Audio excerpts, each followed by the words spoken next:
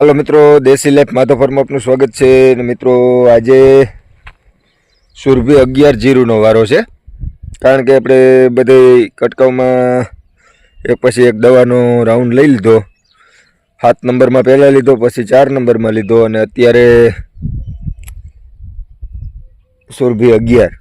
હવે આ જીરું તો આપણું ઓલ ઓવર બગડી જ ગયું હતું, બરાબર। ત્યાર પછી આપણે પાયું તો પિયતમાં કેવી તકલીફ પડી અને ત્યાર પછી એક રાઉન્ડ આપણે લઈ લીધો અને પાછો એક રાઉન્ડ લઈ તો રાઉન્ડમાં તો કંઈ જાજો ફેરફાર કરવાનો થતો નથી, કારણ કે આપણે બધા જીરામાં એક જ રાઉન્ડ લઈએ છીએ। પણ આમાં હું રિવ્યૂ આવ્યા, કેવી દવા છાંટવી અઘરી પડે છે અને હજી કેટલાક રાઉન્ડ આવી એ બધાની વાત કરીએ। પહેલાં ચેનલને સબસ્ક્રાઈબ કરી લેજો અને વિડીયો ગમે તો લાઈક શેર કમેન્ટ કરી દેજો, પણ શેર જરૂર કરી દેજો, કારણ કે કંઈક નવું માહિતી હોય એ આપણે બીજાને શેર કરીએ તો એનો અનુભવ હોય એ આપણે શેર કરે એટલે થોડી ઘણી માહિતી જાણવા મળે।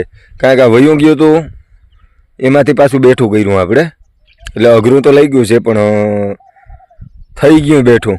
અને કેવાક રિવ્યૂ હોય એ તમને બતાવું। જો અહીંયા જો આ બાજુ 6 ક્યારા છે ને એ કમ્પ્લીટ હતા, ત્યાર પછી 3 ક્યારા બીજા કમ્પ્લીટ હતા અને આપણે ઊભા ને ત્યાંથી જીરું આપણું આ સાઈડનું હાવ વયું ગયું હતું અને આપણે ગયા પછી ધીરે ધીરે બેઠું કર્યું છે, કારણ કે જે મેટાલિક સીલ આવે ને એનો આપણે ભરપૂર ઉપયોગ કર્યો છે। 4 વખત 2 વખત ઉપરથી છંટકાવ કર્યો છે અને જમીનમાં 2 વખત આપેલું છે, 1 વખત જમીનમાં આપેલું છે અને ઉપરથી 3 વખત છંટકાવ કરેલો છે અને ભેગું ઝીંક ઓક્સાઇડ 1 વખત આપેલું છે। પછી વારી વખતે અલગ અલગ રાઉન્ડ મારતા અને થોડું રિવ્યૂ સારા આવતા ગયા, એવી રીતે આગળ વધતા ગયા। અને મિત્રો દવા છાંટવાની વાત કરીએ ને તો જ્યાં સુધી નાનું જીરું હતું ને ત્યાં સુધી આપણે એકલા છાંટી લેતા। હવે અત્યારે કામ બીજા એવા હોય ને એટલે આપણે છાંટી નથી શકતા। અને જે મુકેશભાઈ છે આ ત્રીજો કે ચોથો રાઉન્ડ એ મારવા આવ્યા છે। કાલે 2 જણા હતા, આજે 1 જણા છે અને દવા સારી રીતે છાંટે છે, કે બહુ એવું આંધોર જેવું નથી। અને ખરેખર જો કે હવે MP વાળા સિવાય આપણેથી ખેતી શક્ય છે એ નહીં, કારણ કે આપણે કોઈને કરવી નથી ને કરીએ તો ટાઈમ ટૂંકો પડે છે અને અહીંના જે મજૂર છે લોકલી બધા આડાવડા ધંધાથી સંકળાઈ ગયા છે એટલે થોડુંક અઘરું તો રહે। તો આમાં અત્યારે હાલે છે જટાયુનો રાઉન્ડ।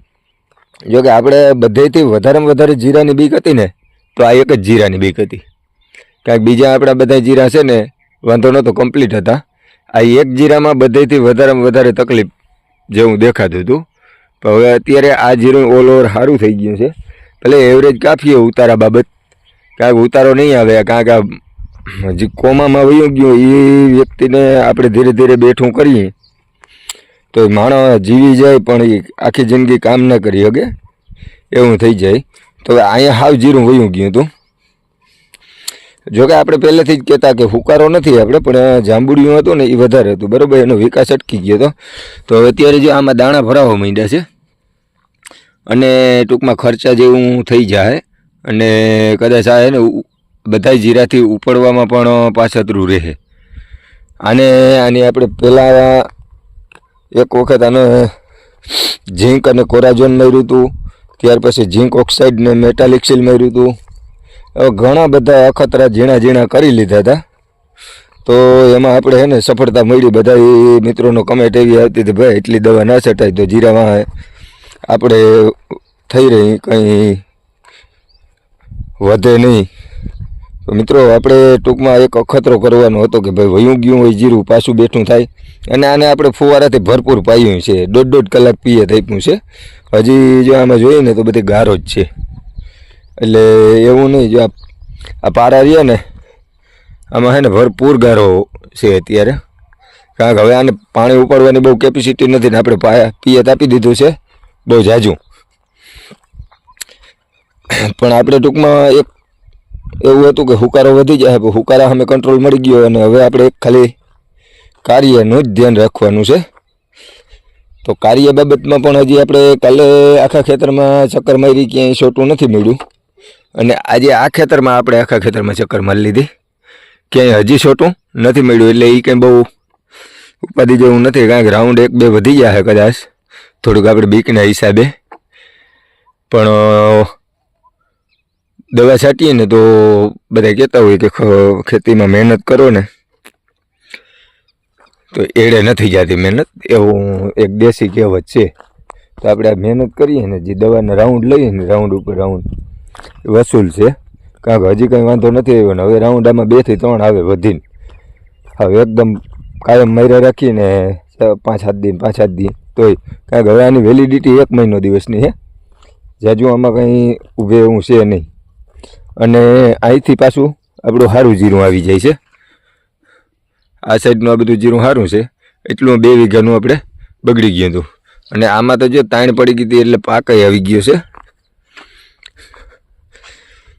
આમાં આગતરા જે દાણા છે એ ભરાઈને કમ્પ્લીટ થઈ ગયા છે. અને જો આમ દાણા છે ને અમુક ખીચકોલી કલરના થઈ ગયા છે.